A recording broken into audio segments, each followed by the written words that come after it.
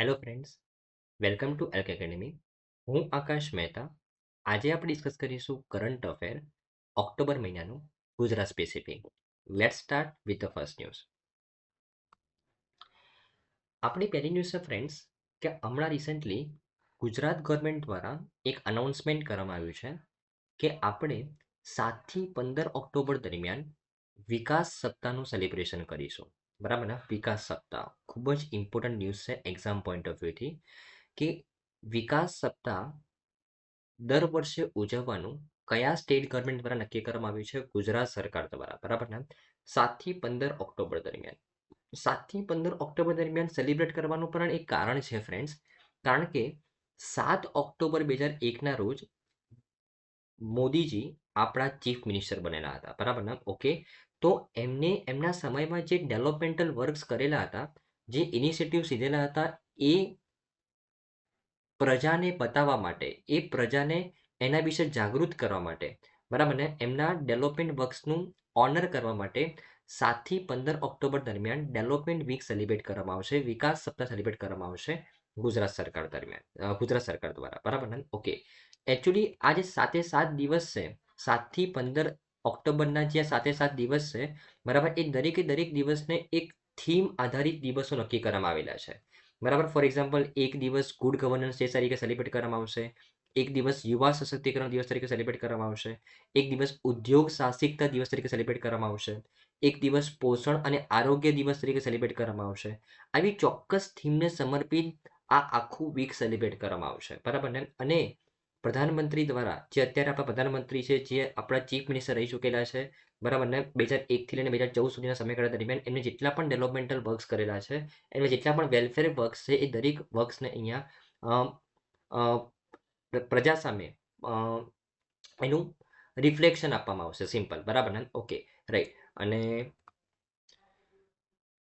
Total 23 જે પ્રતિષ્ઠિત સ્થળો છે ગુજરાતની અંદર, એ 23 પ્રતિષ્ઠિત સ્થળોની અંદર આવી ગયું આપણું રિવરફ્રન્ટ, સાબરમતી રિવરફ્રન્ટ છે, સ્ટેચ્યુ ઓફ યુનિટી છે, ડાયમંડ બુટ છે સુરતનો, દ્વારકા સુદર્શન બ્રિજ છે. આ દરેક સ્થળે 23 પ્રતિષ્ઠિત સ્થળોએ વિકાસ પદયાત્રાનું આયોજન કરવામાં આવેલું છે આ વિકાસ સપ્તાહ દરમિયાન, જ્યાં મોદીજીના યોગદાનને દર્શાવવામાં આવશે. બરાબર, લોકો સમક્ષ પ્રગટ કરવામાં આવશે. સિમ્પલ. બરાબર ને? Okay, right. અને તો સિમ્પલ ન્યૂઝ છે, ડેવલપમેન્ટ વીક 7 થી 15 ઓક્ટોબર દરમિયાન સેલિબ્રેટ કરવામાં આવ્યું મોદીજી દ્વારા.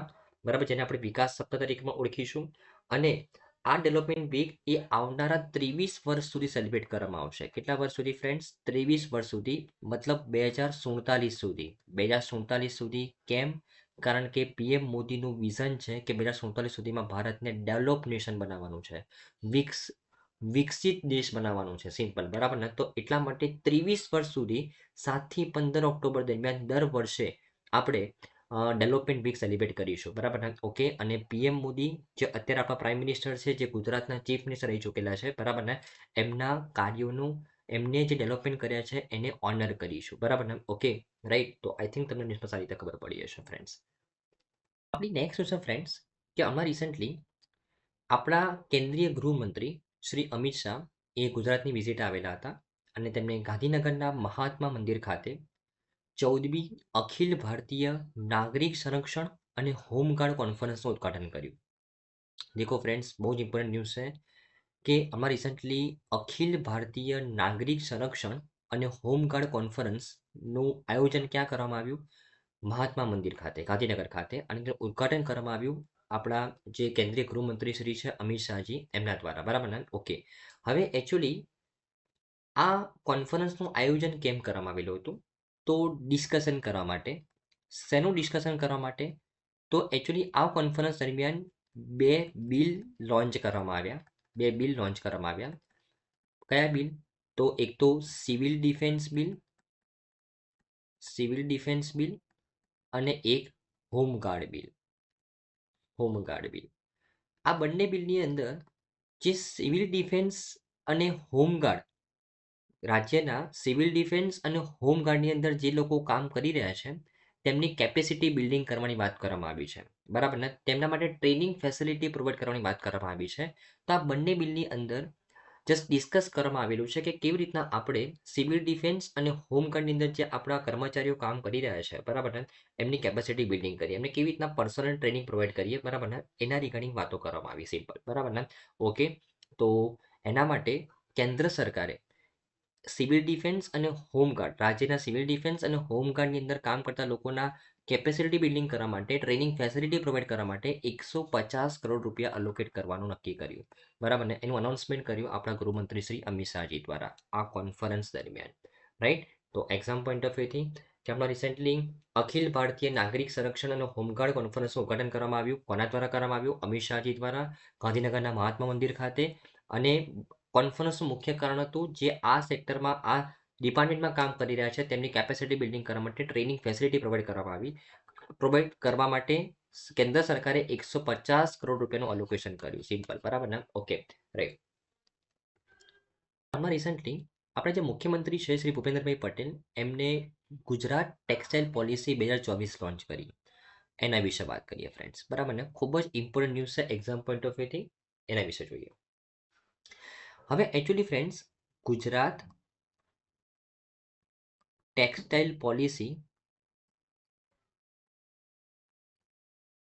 ઓલરેડી 2012માં જ્યારે આપણા મુખ્યમંત્રી નરેન્દ્રભાઈ મોદી હતા ત્યારે ઓલરેડી 2012માં લોન્ચ કરવામાં આવેલી હતી ગુજરાત ટેક્સટાઇલ પોલિસી, આપણી ટેક્સટાઇલ ઇન્ડસ્ટ્રીને બૂસ્ટ કરવા માટે.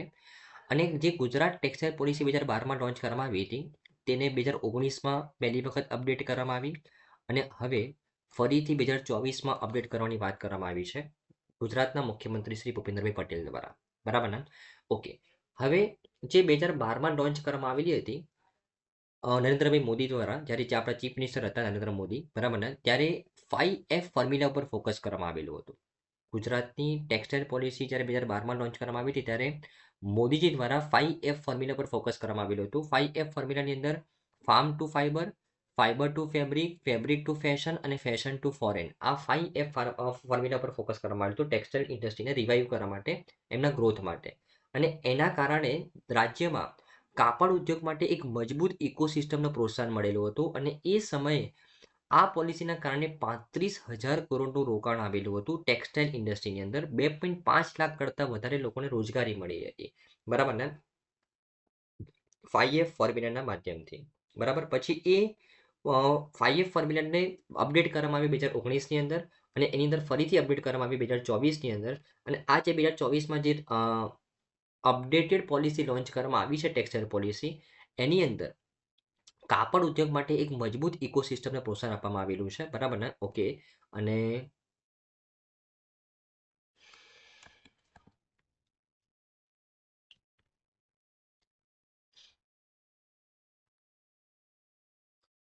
એવું માનવામાં આવે છે કે જો આ અપડેટેડ પોલિસીને આપણે ઇમ્પ્લિમેન્ટ કરીશું તો 30,000 કરોડ રૂપિયાનું ઇન્વેસ્ટમેન્ટ આવશે ભવિષ્યમાં ટેક્સટાઇલ ઇન્ડસ્ટ્રીની અંદર, રાજ્યની અંદર.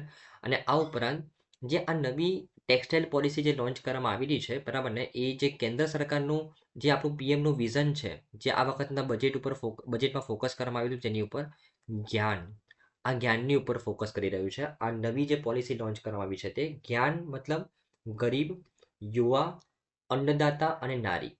તો આ જે ટેક્સટાઇલ પોલિસી જે નવી લોન્ચ કરવામાં આવી છે રાજ્ય દ્વારા, એ જ્ઞાન ઉપર ફોકસ કરે છે, એ ગરીબ ઉપર ફોકસ કરે છે, યુવા ઉપર ફોકસ કરે છે. કેવી રીતના? તો આ પોલિસીના માધ્યમથી મહત્તમ જે એમ્પ્લોયમેન્ટ મળશે તે યુવાનોને મળશે, મહિલાઓને મળશે. આ ઉપરાંત જે કોટન ફાર્મર્સ છે તેમને ઘણો ફાયદો થશે, બરાબર ને. તો મતલબ ગરીબ, યુવા, અન્નદાતા અને નારી, આ ચારે ચાર ઉપર ફોકસ કરવામાં આવેલું છે આ પોલિસીની અંદર. એટલે તે જ્ઞાન ઉપર ફોકસ કરી રહ્યું છે, જે આ વખતના બજેટમાં કેન્દ્ર ઉપર હતું જ્ઞાન.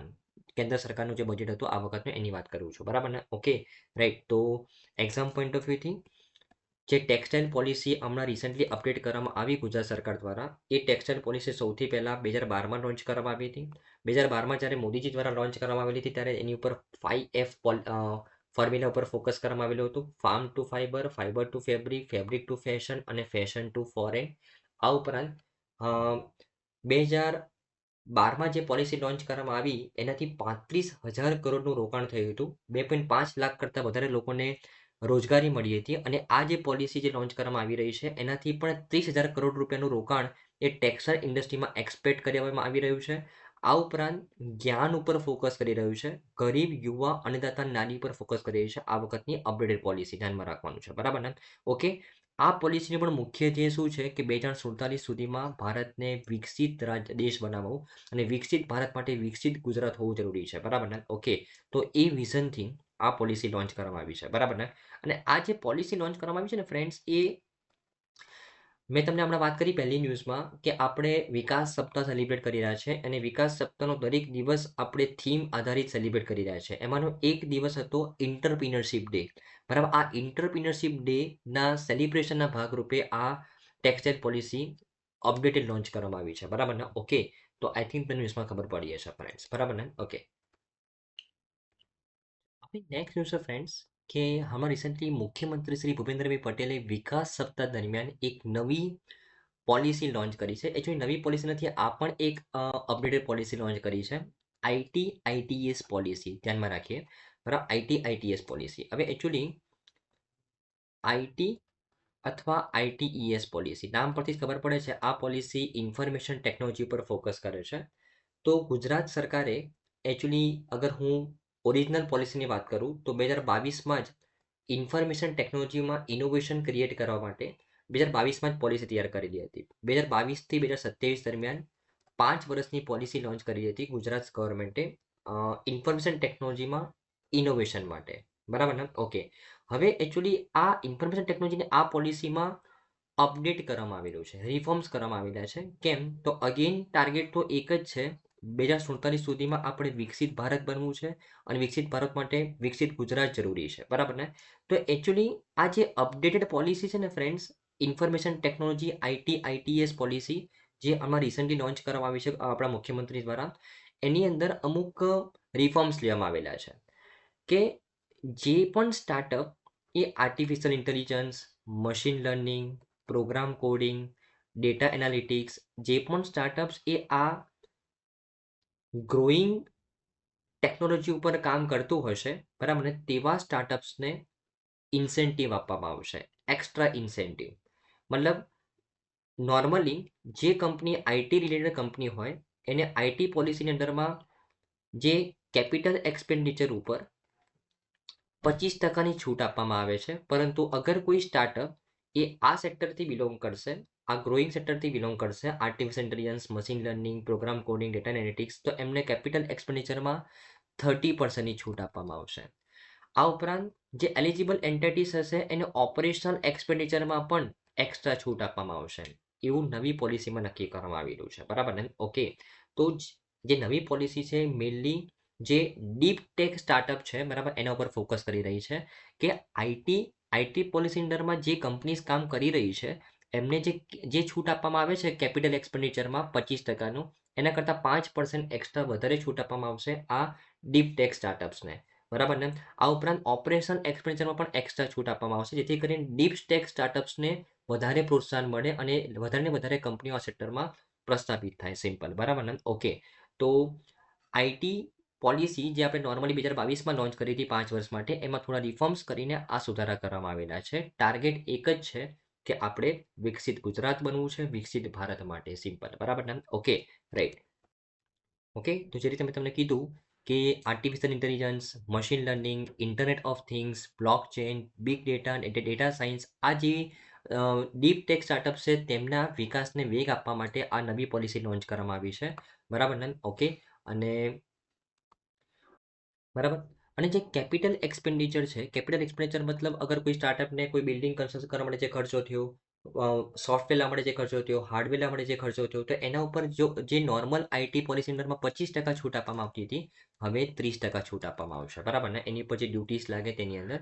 અને જો ઓપરેશન એક્સપેન્ડિચરમાં જે ખર્ચો થાય, બરાબર ને? ફોર એક્ઝામ્પલ કોઈ દુકાન ભાડે લીધી તો તમારે એ ભાડાનો જે ખર્ચો થયો, બરાબર ને? આ ઉપરાંત જે પણ ઓપરેશન ખર્ચો થાય તેનામાં એક્સ્ટ્રા છૂટ આપવામાં આવશે આ ડીપ ટેક સ્ટાર્ટઅપ્સને, બરાબર ને? Okay, right. તો આઈ થિંક તમને ન્યૂઝ સારી રીતે ખબર પડી હશે ફ્રેન્ડ્સ. નેક્સ્ટ ન્યૂઝ છે ફ્રેન્ડ્સ, ખૂબ જ ઇમ્પોર્ટન્ટ ન્યૂઝ છે એક્ઝામ પોઈન્ટ ઓફ વ્યૂથી કે હમણાં રિસેન્ટલી ગુજરાતના વડોદરા ખાતે એક પ્લાન્ટનું ઇનોગ્રેશન કરવામાં આવેલું છે. પ્લાન્ટનું નામ છે,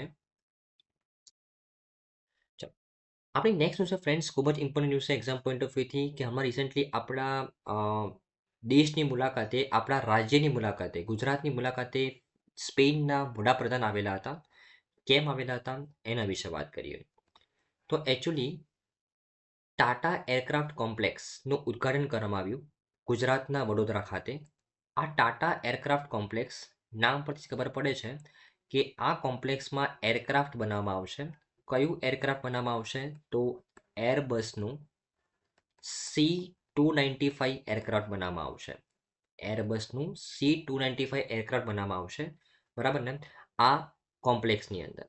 અને ખૂબ જ ઇમ્પોર્ટન્ટ છે એક્ઝામ પોઈન્ટ ઓફ વ્યૂથી, બીકોઝ અત્યાર સુધી આપણે આ C295 એરક્રાફ્ટ એ આપણે ઇમ્પોર્ટ કરાવતા હતા ફ્રેન્ડ્સ, અને હવે તે આપણે જાતે પ્રોડ્યુસ કરીશું. એકચ્યુઅલી ટેકનોલોજી તો સ્પેનની છે, એરબસની છે, બરાબર ને, એરબસ કંપનીની છે, પરંતુ જે એસેમ્બલી થશે તે એ વડોદરાના આ પ્લાન્ટમાં થશે.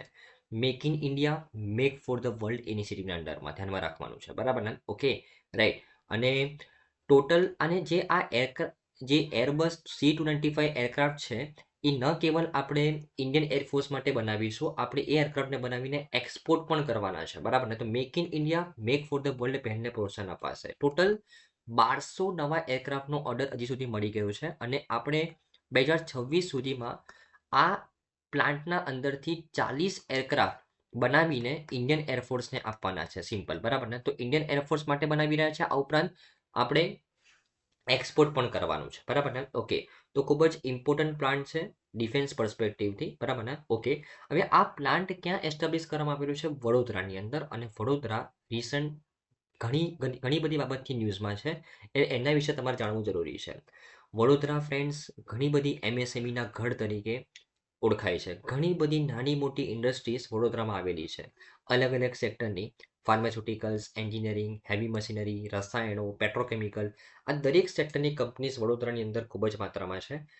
વડોદરા ઇન્ડસ્ટ્રીઝનું ગઢ માની શકાય, બરાબર ને, ઓકે. આ ઉપરાંત વડોદરાની અંદર વડોદરામાં ગતિશક્તિ યુનિવર્સિટીનું પણ એક, ઓકે. આ ઉપરાંત વડોદરામાં ગતિશક્તિ યુનિવર્સિટી પણ આવેલી છે. આ દેશની એકમાત્ર યુનિવર્સિટી છે કે જ્યાં પ્રોફેશનલ્સને ટ્રેનિંગ પ્રોવાઈડ કરવામાં આવે છે, અલગ અલગ વ્યાવસાયિકોને તાલીમ આપવામાં આવે છે, બરાબર ને, ઓકે. તો વડોદરા ગતિશક્તિ યુનિવર્સિટી ક્યાં આવેલી છે? C295 એરક્રાફ્ટની મેન્યુફેક્ચરિંગ ફેસિલિટી જે ટાટા એરક્રાફ્ટ કોમ્પ્લેક્સ છે તે ક્યાં આવેલું છે? તો વડોદરાની અંદર. સિમ્પલ, બરાબર ને, ઓકે. તો આઈ થિંક તમને इसमें ખબર પડી હશે. અને આ પ્લાન્ટનું ઉદ્ઘાટન કોને કર્યું? આપણા વડાપ્રધાન નરેન્દ્ર મોદીજી અને સ્પેનના વડાપ્રધાન શ્રી પેડ્રો સાંચેસ. કારણ કે એરબસ એ સ્પેનની કંપની છે, તો બંને વડાપ્રધાને આ જોઈન્ટલી ઇનોગ્રેશન કર્યું છે. આ પ્લાન્ટનું ધ્યાનમાં રાખવાનું છે, બરાબર ને, ઓકે, રાઈટ. આપણી નેક્સ્ટ ન્યૂઝ છે ફ્રેન્ડ્સ કે હમણાં રિસન્ટલી મુખ્યમંત્રી શ્રી ભૂપેન્દ્રભાઈ પટેલ દ્વારા અમદાવાદ મ્યુનિસિપલ કોર્પોરેશન ફીડર બસ સેવાનું ઉદ્ઘાટન કરવામાં આવ્યું. ખૂબ જ ઇમ્પોર્ટન્ટ છે. મુખ્યમંત્રી શ્રી ભૂપેન્દ્ર પટેલે અમદાવાદ મ્યુનિસિપલ કોર્પોરેશનની ફીડર બસ સેવાનું ઉદ્ઘાટન કર્યું છે. અને મુખ્યમંત્રીએ અમદાવાદ મ્યુનિસિપલ ટ્રાન્સપોર્ટ સર્વિસની 2 બસોને લીલી ઝંડી બતાવીને બસ સેવાનો સત્તાવાર પ્રારંભ કર્યો છે. આ બસ સેવા એ હવે એકચ્યુઅલી આ ફીડર બસ સેવા શું છે એના વિશે તમે સમજાવી દઉં. તો એકચ્યુઅલી અમદાવાદ તમને ખબર છે ફ્રેન્ડ્સ, એરિયાની દ્રષ્ટિએ સૌથી મોટી સિટી છે આપણા ગુજરાતની. તો એમાં થાય છે શું કે ફોર એક્ઝામ્પલ, હા, EMTSના જે આપણી લોકલ બસ સર્વિસ છે, Ahmedabad municipal transport service EMTS અને BRTS, ઘણા બધા લોકલ બસ સ્ટેન્ડ છે EMTS અને BRTSના, પરંતુ ઘણા બધા એરિયા એવા છે કે જેનાથી આ બધા બસ સ્ટેન્ડ ખૂબ જ દૂર જ આવેલા છે, બરાબર ને. તો હવે એ લોકોને સર્વિસ પ્રોવાઈડ કરવા માટે, બરાબર, એ લોકોને સર્વિસ પ્રોવાઈડ કરવા માટે આ ફીડર બસ સેવાનું ઉદ્ઘાટન કરવામાં આવેલું છે.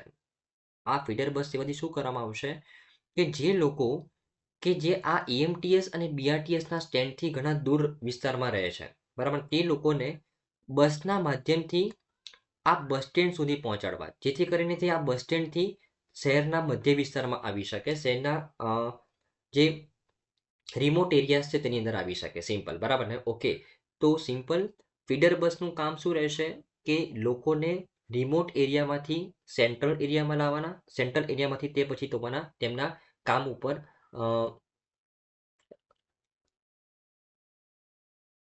ઓકે.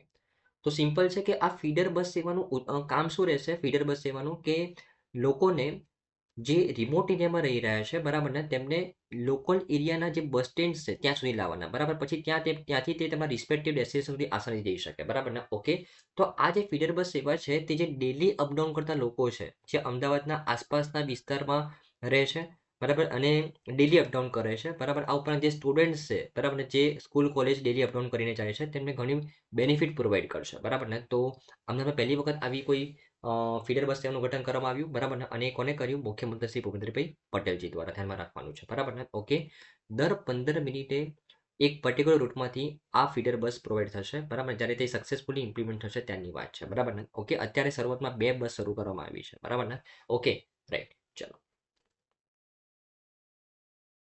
આપણી નેક્સ્ટ ન્યૂઝ છે ફ્રેન્ડ્સ કે હમણાં રિસન્ટલી દિલ્હીની અંદર નેશનલ વોટર એવોર્ડ સમારોહ થયેલો હતો બરાબર આ નેશનલ વોટર એવોર્ડ સમારોહમાં જળ વ્યવસ્થાપનમાં શ્રેષ્ઠતા માટે ગુજરાતને એવોર્ડ મળ્યો દેખો friends actually national water award national water એવોર્ડનું હમણાં રિસેન્ટલી આયોજન કરવામાં આવેલું હતું અને એની અંદર ગુજરાતને અને પુડુચેરીને જોઈન્ટલી ત્રીજા નંબર ઉપર એક્સેલન્ટ સ્ટેટ કેટેગરીમાં પાણીની વ્યવસ્થાપનમાં શ્રેષ્ઠતા માટે એવોર્ડ આપવામાં આવ્યો કોના દ્વારા પ્રેસિડેન્ટ શ્રીમતી દ્રૌપદી મુર્મુજી દ્વારા ખૂબ જ ઇમ્પોર્ટન્ટ છે ફ્રેન્ડ્સ ધ્યાનથી સમજીએ તો ગુજરાત અને પુડુચેરીએ ઉત્કૃષ્ટ રાજ્યની શ્રેણીમાં ત્રીજું સ્થાન હાંસલ કરેલું છે અને ગુજરાત તરફથી આ એવોર્ડ કોને રિસીવ કર્યો તો આપણા જે પીસી જે ગુજરાત સરકારના જળ સંસાધન વિભાગના સચિવ છે બરાબર ને એમને શ્રી પીસી વ્યાસે આ માનનીય શ્રી રાષ્ટ્રપતિ શ્રીમતી દ્રૌપદી મુર્મુજી પાસેથી એવોર્ડ મેળવેલો હતો બરાબર ને ઓકે હવે ગુજરાતને આ એવોર્ડ કેમ મળ્યો કારણ કે ગુજરાતે જે પાણીને લગતી જેટલી પણ સ્કીમ છે કેન્દ્ર સરકારની તેને ખૂબ જ સારી રીતે ઇમ્પ્લિમેન્ટ કરાવી છે એમાંની અમુક સ્કીમ વિશે વાત કરીએ સુજલામ સુફલામ જલ અભિયાન આ સુજલામ સુફલામ જલ અભિયાનના ભાગરૂપે શહેરી અને ગ્રામીણ વિસ્તારોમાં 5,000થી પણ વધુ જળ સંરક્ષણ અને વરસાદી પાણીના સંગ્રહની રચનાઓ અમલમાં મૂકવામાં આવી છે સરકાર દ્વારા આના માટે 800 કરોડ રૂપિયા લોકેટ કરવામાં આવેલા છે આ ઉપરાંત પ્રધાનમંત્રી કૃષિ સિંચાઈ યોજના હેઠળ ગુજરાતે 2.8 લાખ હેક્ટર ખેતીની જમીનને આવરી લેવા માટે સૂક્ષ્મ સિંચાઈ પ્રણાલીનો વિસ્તાર કર્યો છે અને પ્રધાનમંત્રી કૃષિ સિંચાઈ યોજના અને મુખ્યમંત્રી કિસાન સહાય યોજના આ બંને યોજનાને ખૂબ જ સારી રીતે ઇમ્પ્લિમેન્ટ કરાવીને ગુજરાત સરકારે પાણીના વપરાશમાં 20% ઘટાડો કર્યો છે આ ઉપરાંત કૃષિના ઉત્પાદનમાં પણ નોંધપાત્ર વધારો જોવા મળ્યો છે બરાબર ને ઓકે આ ઉપરાંત ગુજરાત સરકારે ગુજરાત સરકારે જળ ક્ષમતા ટેકનોલોજી અને ખેડૂત તાલીમ કાર્યક્રમો માટે 1,000 કરોડ રૂપિયાનું નોંધપાત્ર રોકાણ કર્યું છે બરાબર ને ઓકે જો ગુજરાત સરકારે પાણીને વ્યવસ્થાપન કરવા માટે એમ જ પાણીની વ્યવસ્થાપન નથી થયું આ બધી સ્કીમોને સારી રીતે તે ઇમ્પ્લિમેન્ટ કરાવે છે સુજલામ સુફલામ જલ અભિયાન પ્રધાનમંત્રી કૃષિ સિંચાઈ યોજના પછી મુખ્યમંત્રી કિસાન સહાય યોજના આ દરેક યોજનાની અંડરમાં સરકારે સારું પરફોર્મ કર્યું છે આ ઉપરાંત ખેડૂતોને તે તાલીમ પણ આપી રહ્યું છે કે કેવી રીતના સિંચાઈ કરવી કેવી રીતના પાક ઉગાડવો જેથી કરીને પાણીને મિનિમમ ઓપ્ટિમમ યુઝ કરી શકાય બરાબર ને ઓકે ઓકે આ ઉપરાંત જલ જીવન મિશનનો મેઇન ટાર્ગેટ છે હર ઘર જલ પહોંચાડવાનો જલ જીવન મિશનના ભાગરૂપે ગુજરાતે 3500 કરોડના રોકાણ ઉપર દરેક ઘરની અંદર ટેપ કનેક્શનનું એક વિઝન સાધ્યું છે અને 90% ગ્રામીણ પરિવાર સુધી દરેક ઘરની અંદર પીવાના પાણીના નળ આવી ચૂકેલા છે બરાબર ને આ ઉપરાંત Amrut mission Atal mission for the rejuvenation of the urban transformation આ અમૃત મિશન હેઠળ પણ 100% પાણી પુરવઠાવાળા ઘરોને હાંસિલ કરવાના ધ્યેય સાથે 2,000 કરોડ રૂપિયાનું બજેટ એલોકેટ કરવામાં આવ્યું છે આ અમૃત મિશનની અંડરમાં બરાબર ને ઓકે આ ઉપરાંત સરકારે 200 જે ભૂગર્ભ જળ રિચાર્જ કુવાઓ છે એ 200 કુવાઓને ડેવલપ કરવાની વાત કરી છે 150 કરોડના ખર્ચે અને સ્વચ્છ ભારત મિશનના ભાગરૂપે 50 કરોડ રૂપિયા એલોકેટ કરેલા છે પાણીને શુદ્ધિકરણ માટે બરાબર ને ઓકે તો આ અલગ અલગ ઇનિશિયેટિવ માટે ગુજરાત સરકારને નેશનલ વોટર એવોર્ડ આપવામાં આવેલો છે પ્રેસિડેન્ટ દ્રૌપદી મુર્મુજી દ્વારા અને ગુજરાત અને પુડુચેરીને શ્રેષ્ઠ રાજ્ય કેટેગરીમાં ત્રીજો એવોર્ડ મળ્યો છે બરાબર ને ધ્યાનમાં રાખવાનું છે ઓકે રાઈટ આપણી નેક્સ્ટ છે ફ્રેન્ડ્સ ઓલ્ડ પેન્શન સ્કીમ વિશે એના વિશે વાત કરીએ સૌથી પહેલા આ ન્યૂઝ સમજતા પહેલા આપણે ડિફરન્સ સમજી લઈએ old pension scheme new pension સ્કીમનો અથવા નેશનલ પેન્શન સ્કીમનો. જો ફ્રેન્ડ્સ, જે પણ કર્મચારીઓ એ 1 એપ્રિલ 2004 પહેલા સરકારમાં જોડાયા છે તેમને ઓલ્ડ પેન્શન સ્કીમના આધારે પેન્શન મળે છે. અને જે પણ કર્મચારીઓ 1 એપ્રિલ 2004ની પછી સરકારમાં જોડાયા છે ગવર્મેન્ટ એમ્પ્લોય તરીકે, તેને ન્યૂ પેન્શન સ્કીમના પ્રમાણે પેન્શન મળે છે. બરાબર ને? ઓકે.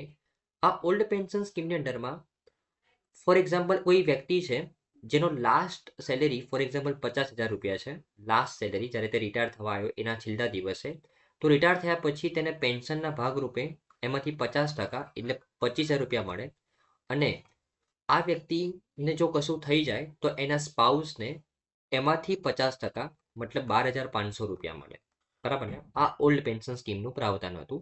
આ ઓલ્ડ પેન્શન સ્કીમમાં બેનિફિટ શું હતો કે આખું કન્ટ્રીબ્યુશન સરકાર જ આપે, એમ્પ્લોયીએ કશું પણ કન્ટ્રીબ્યુશન કરવાનું ન હતું. બરાબર ને? મતલબ પૂરાનું આખું જે પેન્શનનું બર્ડન હતું સરકાર ઉપર આવે.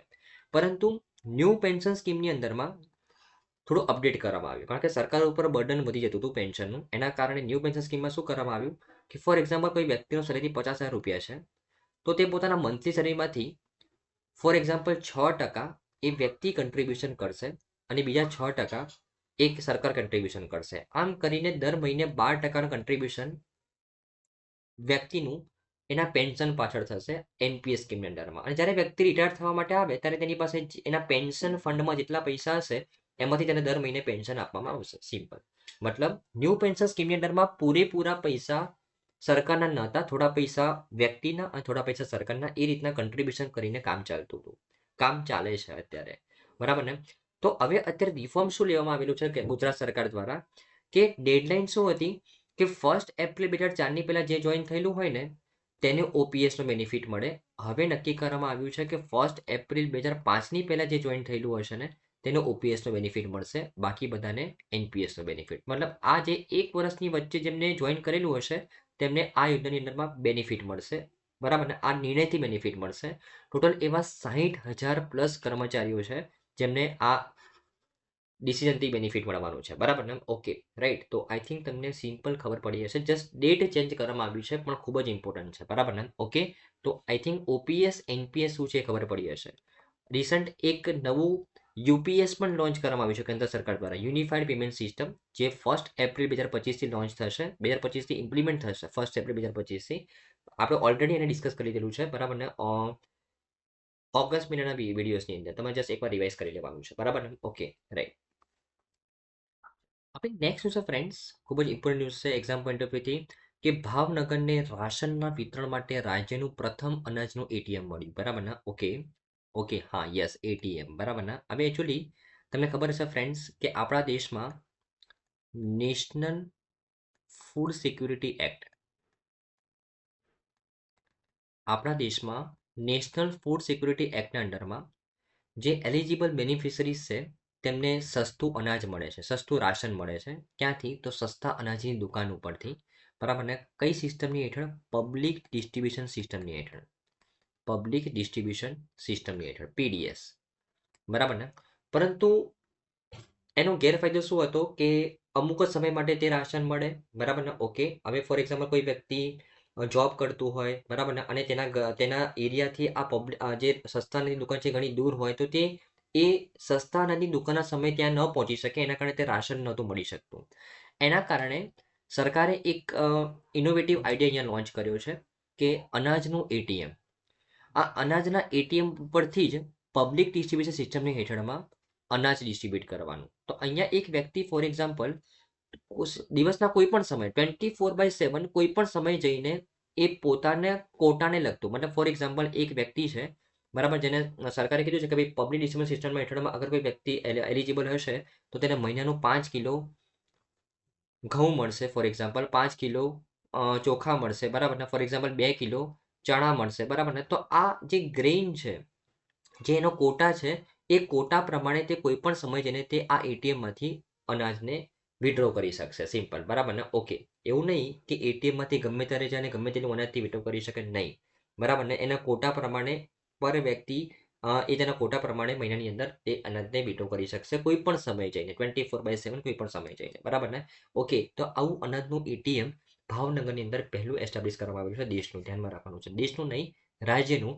તમારે જસ્ટ ફાઇન્ડ કરવાનું છે કે દેશનું પહેલું એટીએમ, અનાજનું એટીએમ કઈ જગ્યાએ છે, એ તમારે ફાઇન્ડ કરવાનું છે બરાબર ને. Okay, right. તો આઈ થિંક તમને ન્યૂઝમાં ખબર પડી હશે ફ્રેન્ડ્સ. તો આઈ થિંક ફ્રેન્ડ્સ આની તમામ ન્યૂઝમાં તમને સારી રીતે ખબર પડી હશે. Thank you friends, by.